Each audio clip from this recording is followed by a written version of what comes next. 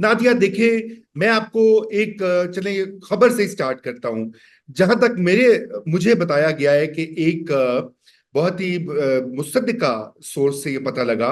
ये काफी हफ्तों पहले की बात है कि एक बाकायदा बड़ी एक माहिरों की टीम जो है ना, वो इस रेफरेंस के ऊपर तैयारी करी थी, पीटीआई की बैन और आर्टिकल 6 की। और सदर जरदारी जो है वो भी इसमें भरपूर शामिल थे। अब जो मर्जी कहे पाकिस्तान पीपल्स पार्टी, और वहां पर सदर ऐवान सदर में इसके बारे में बातचीत भी हो रही थी, डिस्कशंस हो रही थी, ड्राफ्ट्स भी तैयार हैं। क्योंकि वाह। सदर की इसमें मंशा, रेफरेंस जो होता है ये वहीं से जाता है। गवर्नमेंट सही पहले में। तैयार करती है, फिर आगे सदर जाता है, फिर सुप्रीम कोर्ट में जाता है। अब गवर्नमेंट और प्रेसिडेंट तो दोनों हाथ में है एस्टेब्लिशमेंट के। जो हाथ में नहीं है वो है सुप्रीम कोर्ट ऑफ पाकिस्तान। आपने देख ही लिया 8-5 की एक क्लियर एक आ गई है डिवीजन। अब उसमें जो नए जज साहिबान है उनका हमें नहीं पता, लेकिन ये कि आपको पता है कि वो भी अगर एक मुल्क में एक अवामी लहर चल रही है, पब्लिक ओपिनियन, पॉपुलर ओपिनियन है, तो वो जज भी जो है नए वाले, वो भी जरूरी नहीं कि वो उसके खिलाफ खड़े हो जाएंगे। क्योंकि जब इस तरह के मामलात होते हैं, और दुनिया भर में जो अदालतें होती हैं, अदलिया जो होती है, बरतानिया में बहुत से जजों ने, बस लॉर्ड डेनिंग ने भी गालिबन इसके बारे में लिखा हुआ है। मुझे वो राइट। हवाला एग्जैक्टली भूल गया है कि भाई पब्लिक ओपिनियन जो है ना वो मैटर करता है। तो यहाँ पर बैन करने की जो तैयारी है उसमें सबसे बड़ी रुकावट जो है वो सुप्रीम कोर्ट ऑफ पाकिस्तान का मूड है और उनकी जो पोजीशन है। क्योंकि ये रेफरेंस तो वहीं जाएगा, वहां पे हम्म। जाएगा, तो हो सकता है कि 2 दिन में इसको 3 दिन में उड़ा दिया जाए, या उसके ऊपर मिलिट्री कोर्ट्स के केस की तरह बैठ जाए सुप्रीम कोर्ट। वो भी हजीमत होगी इस्टेब्लिशमेंट के लिए। अगर वो बाहर फेंक दे वो और हजीमत होगी। क्योंकि ये बैन वाला मामला नहीं हो सकता। देखिए, अच्छा। मामूली असूल भी जो है, तकाजे भी है, एक पार्टी है, वो उसको फरवरी 8 में अच्छे खासे लोगों की सपोर्ट मिली है। आपको पब्लिक ओपिनियन में भी लगता है कि लोगों का झुकाव इस वक्त जो है, चूंकि इमरान खान और उनकी बेगम जो है वो जेल में है, वो सही है गलत है ये एक अलग मामला है, अदालतों ने देखना है। लेकिन एक सिंपैथी फैक्टर भी होता है। जो कुछ ये जो गलत फैसले इन्होंने इद्दत वाले फजूल केस बनाकर इलेक्शन से बिल्कुल पहले जो काम किया था इस्टेब्लिशमेंट ने, वो उल्टा पड़ा है, बैकफायर हुआ है। और ओके। यही बैकफायर होने की जो इस वक्त जो है वो भुगत रहे हैं, अब उनको समझ नहीं आ रही कि करें क्या। इसलिए ये अब एक थ्रेट के तौर पर इस्तेमाल होगा। शायद आर्टिकल, कभी वो कहते हैं जी अच्छा ये बैन नहीं होगा तो आर्टिकल 6 के मुकदमे जो हैं वो चलेंगे। वही जो आपको याद है ना, वोट ऑफ नो कॉन्फिडेंस के वक्त जो सुप्रीम कोर्ट की जजमेंट आई थी कि जी इन्होंने असेंबली तोड़कर आइन को वायलेट किया है।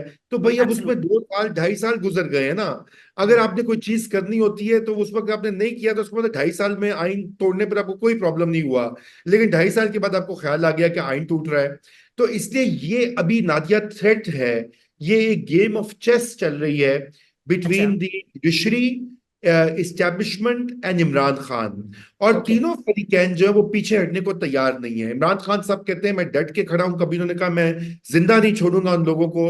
उन्होंने कहा हाँ मैंने जीएचक्यू के बाद जो है, आपने देखा होगा जो उनकी लेटेस्ट स्टेटमेंट है, उन्होंने कहा है कि जी मैंने लोगों को कहा था कि जब मुझे अरेस्ट हो, मुझे ये करेंगे, तो आपने जीएचक्यू के बाहर जाके मुजाहरा करना, लेकिन पीसफुल मुजाहरा करना है। और हम्म। दूसरी तरफ अदलिया कहती है कि ये तो हमारी आजादी का सवाल आ गया है। अगर हम ये करते रहे तो हम तो बिल्कुल पब्लिक ओपिनियन में भी हमारी कोई क्रेडिबिलिटी नहीं रहेगी। और ये ओके। कि अच्छा, कुछ जजों का इसमें एक और बड़ा अहम चक्कर है। ये अच्छा। जस्टिस मंसूर अली शाह है नादिया, ये हम्म। सिर्फ नौकरी के लिए जजी नहीं कर रहे। मतलब अगर वो ये छोड़ देते हैं ना, तो यकीन जानिए वो उससे कोई 15-20 गुना ज्यादा पैसे एज अ लॉयर कमा सकते हैं। पहले भी उनकी कामयाब प्रैक्टिस थी। बाबर हतार बड़े लाइक फाइक जो जज हैं, वकील भी बड़े अच्छे रहे, इंटेलेक्चुअल हैं। अब इन हम्म। लोगों को ये भी आप ये एक फर्क टाइप के जजेस भी हैं। ये वो नहीं है कि जिनको बस नौकरी का हजूल हासिल है, हर सूरत में वो करनी है और जो ताबेदारी करनी है, ये कुछ वहां भी वो खड़े हुए हैं। लेकिन ज्यादा अहम चीज ये है इस वक्त के वो, उन्होंने कहा है कि अगर हमने अभी ये मौका है गार्ड करने का, क्योंकि हम्म। उधर मामला जो है जीएचक्यू और पिंडी में डिविजन्स दिखाई दे रही हैं। कम से कम रैंक एंड फाइल का एक ओपिनियन है, लीडरशिप का एक ओपिनियन है, और उसका फायदा उठाते हुए ये अच्छा मौका है कि हम अपनी असर्ट करें इंडिपेंडेंस। तो अच्छा। ये तीन फरीकैन आमने सामने एक टग ऑफ वॉर में गेम ऑफ चेस में इस वक्त मुब्तला हैं और अच्छा, बेचारी। लेकिन रजा, अगर जी अगर ये गेम ऑफ चेस में है, तीनों पीछे नहीं हट रहे हैं, और लेकिन एस्टेब्लिशमेंट के पास रास्ते क्या हैं? देखिए, ये तो बड़ा एविडेंट है। डीजीआईएसपीआर की प्रेस कॉन्फ्रेंस से भी जितनी बार भी हुई हो, पीटीआई के लिए इस वक्त स्पेस नहीं है। So what more have they got? जब सुप्रीम कोर्ट ने नशिस्तों का फैसला भी कर दिया है, ठीक है, रिव्यू में चली गई है, पीपल्स पार्टी भी, पीएम यानी हुकूमत भी, आपके नजदीक एस्टेब्लिशमेंट के पास क्या रास्ता रह जाता है? देखिए, इस्टेब्लिशमेंट के पास रास्ता, नादिया, इस्टेब्लिशमेंट के पास है रवायती टूल्स। रवायती टूल्स क्या है? नंबर एक ये कि सबको डंडा लगाओ, डराओ, धमकाओ। अच्छा, वो अब काम नहीं कर रहा। आपने देखा है कि वो जितनी भी ये कोशिशें होती हैं वो उल्टा उनका असर हो जाता है। अच्छा, अब दूसरा दूसरा तरीका उनके पास फिर ये होता है कि पहले फिर अदालतों में दबाव दो, वो भी काम नहीं हो रहा, क्योंकि सही। अदालतें रिलीफ दे रही हैं उनके इस वक्त के current flavour of the year होता है ना एस्टेब्लिशमेंट का। पहले आपको याद है ये नवाज शरीफ होते थे, जरदारी को 11.5 साल जेल में रखा, बीबी को 2 बार फारिग किया, वो केसेस चलाए, 20 30 40 केसेस भुगत भुगत के 30 साल हमने अपनी आंखों से देखा। अब यहाँ पर उनके रवायती हथकंडे नहीं काम हो रहे। फिर आती है इमरजेंसी, जो कि इमरजेंसी आपको पता है मुशर्रफ ने भी लगाई थी 2007 में नवंबर में। वो भी एक डेस्परेट अटेम्प्ट थी, जजिस का ही मामला था, तारीख में जाइए। लेकिन वो जजों ने फिर उसको भी वो उड़ा दिया वो, और उस हद तक उसको अनडू किया कि बाद में आर्टिकल 6 का मुकदमा उसी इमरजेंसी की बेसिस पे बना जनरल मुशर्रफ पे, उनके ओके। 99 पे नहीं बना। नंबर बिल्कुल एक। सही। अच्छा, अब अगर इमरजेंसी वो उड़ा देंगे जजिस, तो फिर अगला ऑप्शन क्या रहता है? Martial law. अब मार्शल लॉ जो नादिया है, यानी कि आपको जजों को फारिग करना है, पीसीओ, जैसे हिस्ट्री में होता आया, जनरल जियाउल हक ने, जनरल मुशर्रफ ने, ये पीसीओ के तहत आप कहते हैं जजेस को, कुछ को ओथ के लिए नहीं बुलाते, कुछ वैसे इस्तीफा दे देते हैं। अब ये जो हम्म। करंट कोर्ट है, इसमें बहुत सारे जजेस, अगर खुदा ना खास्ता यहाँ पे मार्शल लॉ आता है, तो बहुत सारे जजेस इसमें ऐसे हैं कि जो रिजिस्ट करेंगे, यानी वो इस्तीफा दे देंगे, वो दोबारा ओथ नहीं उठाएंगे।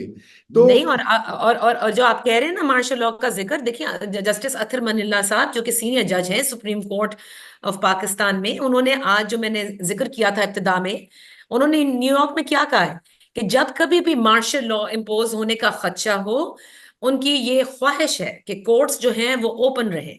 और ये ख्वाहिश वो कहते हैं कि मेरी थी कि जनरल जिया का भी जब मार्शल लॉ लग रहा था होनी चाहिए था, 99 के कू में भी होना चाहिए था। फिर उन्होंने वोट ऑफ नो कॉन्फिडेंस का भी जिक्र किया कि एक टीवी चैनल ने जिस तरह से मार्शल लॉ का खदशा किया है, the reason why the courts were open is, और as chief justice of Islamabad high court he really wanted that.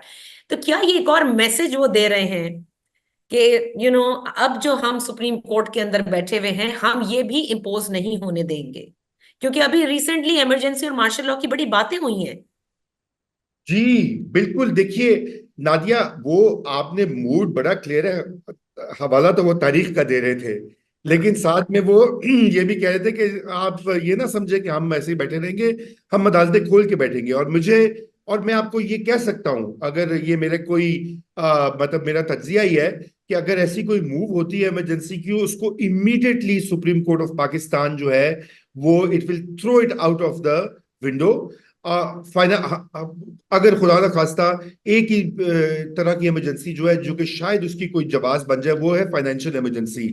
और वो उसकी कोई अभी कंडीशंस नहीं है, वो होती है बैंक्रप्सी पे, दीवार, जैसे श्रीलंका में दिवालिया निकल गया, या आप अपनी सही। पेमेंट कर सकते हैं, आईएमएफ ने प्रोग्राम कैंसिल कर दिया, तो फिर वो और मामला है। लेकिन अभी जो इमरजेंसी का जवाब नहीं होगा, तो फिर ये है कि वो ये चीजें भी एस्केलेट, नादिया, इस तरह करती हैं कि पहले आप इमरजेंसी लगाते हैं, कोर्ट उसने उसको फर्ज कीजिए एनल कर दिया या इजाजत नहीं दी या जो भी है, उसके बाद फिर आप अगले स्टेप पे जाते हैं। लेकिन अगला जो स्टेप है वो है एक्सट्रीम न्यूक्लियर ऑप्शन, जिसे कहा जाता है कि सारा कुछ ही जो है आप उसको खत्म कर दें, भस्म कर दें। Raza, the match is in the final round, I am telling you. मेरे जी मेरे मेरे तो ये सिर्फ तज्जिया है, I am not talking about any sources, खबरें तो आपके पास है, नहीं, मैं लेकिन आपको खबर लगता दे है। देता हूं। मैं हम्म। आपको खबर दे देता हूं, और खबर ये कि मेरी जो जिन लोगों से बात हुई है नादिया, और मैं, देखिए, जारी बात है कि मेरी उनसे कोई डायरेक्ट तो एज सच काश की होती कोई, मुझे भी कोई इत्तलाहत मिलती बाकी लोगों की तरह, मैं भी कहता जी मेरे बावसूख जराए ने मुझे बताया है,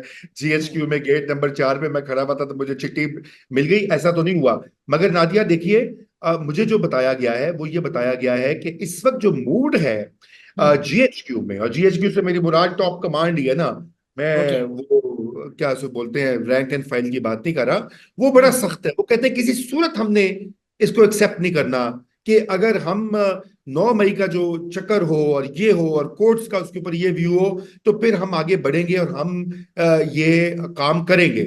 और ओ। इमरान खान की रिहाई जो है वो भी, वो कहते हैं जी हमें कबूल नहीं है, और अगर कोर्ट्स की करती हैं तो फिर we will proceed with that button. अब अल्लाह करे कि ये गलत इतलात हो, नंबर एक। नंबर दो कि अल्लाह करे कि कभी का ऐसा कोई मौका ना आए, क्योंकि माशाल्लाह हमेशा उसने इस मुल्क को नुकसान पहुंचाया है। किसी भी आड़ में किसी भी जवाब में उसका फायदा नहीं होता, इदारे को भी नुकसान पहुंचता है। मगर हालात जैसे आपने कहा है बिल्कुल एक क्लिफ हेड जिसे ऑन। कहते हैं, प्रेसिप वो एक दहाने पे खड़े हैं कि जहां पे गाड़ी जो है वो बिल्कुल टायर उसके आगे हैं, और वो नीचे खाई में, ये जमहूरियत की गाड़ी की बात कर रहा हूं मैं। और फिर मसला ये होता है कि एक बार ये खाई में गिरती है जमहूरियत की गाड़ी तो उसको निकालने में भी 7 8 10 साल लग जाते हैं।